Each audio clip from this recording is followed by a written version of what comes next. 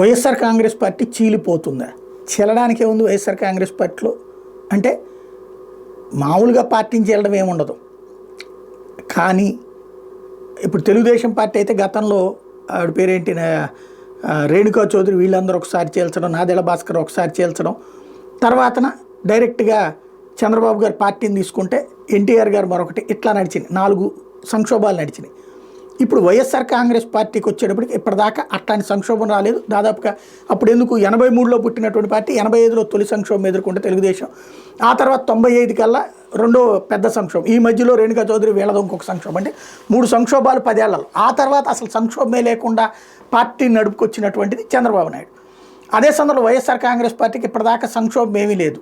కేవలం విజయమ్మ బయటికి వెళ్ళిందా, షర్మిల లేదంటారా, ఇట్లాంటి అవి పార్టీలోని అసంతృప్తం ఈ లెక్క ఉంటుంది తప్పించి పార్టీని చీల్చుకుని నాయకులందరినీ తీసుకువెళ్ళడం లేదు. అయితే 23 మంది ఎమ్మెల్యేలు వెళ్ళి తెలుగుదేశంలో చేరడం, 4 ఎంపీలు వెళ్ళి తెలుగుదేశంలో చేరడం, ఇప్పుడు ఇట్లాంటివి ఉన్నాయి. అది పార్టీ నుండి వలసలు అంటారు.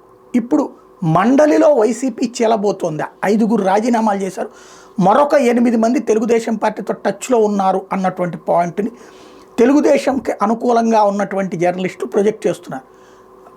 ఈ లెక్కను చూసుకున్నప్పుడు ఇప్పుడు ఈ 5+9 అంటే దాదాపుగా 14 దాకా అయిపోతుంది.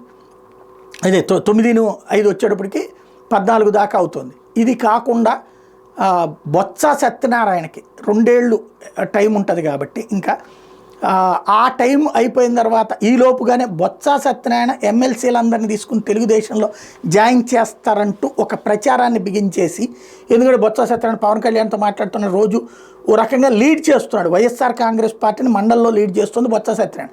ఇది జగన్ అభిమానుల్లోని వీరాభిమానులకు అది రుచించకపోవచ్చు. వాస్తవంగా జగనే శాసనసభకు వెళ్ళనటువంటి సందర్భంలో ఇటు కనుక బొత్స కూడా లేకపోతే కనుక ప్రజాస్వామ్యంలో అసలు పార్టీకి ఉనికే ఉండేది కాదు. గట్టిగా కష్టపడుతున్నాడు ఆయన. అయితే ఆయన క్రియాశీలత అన్నటువంటిది వీళ్ళకి నచ్చనటువంటి వాళ్ళు కూడా ఉంటారు. వాళ్ళు కూడా ఈ ప్రచారాన్ని పైకి తీసుకుపోతున్నారు, పార్టీని చీల్చేస్తారు అన్నటువంటి కాన్సెప్ట్లో. అంటే ఇప్పుడున్నటువంటి మండలిలో మెజారిటీ ఎమ్మెల్సీలను తీసుకుపోతారు. ఆ తరహా చీలిక అన్నటువంటి సాధ్యమా కాదా చూడాల్సి ఉంది.